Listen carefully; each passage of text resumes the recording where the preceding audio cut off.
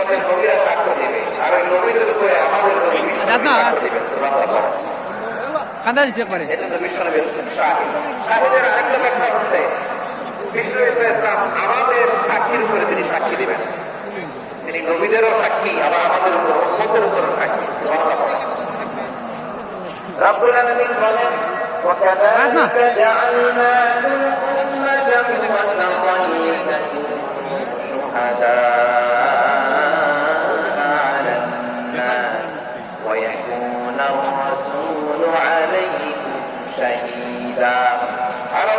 আমি তোমাদেরকে মধ্যমপন্থী উম্মত হিসেবে তৈরি করেছি, প্রেরণ করেছি, ব্যালেন্স উম্মাহ, মধ্যমপন্থী উম্মাহ হিসেবে প্রেরণ করেছি, যাতে করে তোমরা সবার উপরে সাক্ষ্য দিতে পারো, আর যাতে তোমাদের নবী হতে পারে তোমাদের উপরে সাক্ষ্যদাতা করেন। সুবহানাল্লাহ।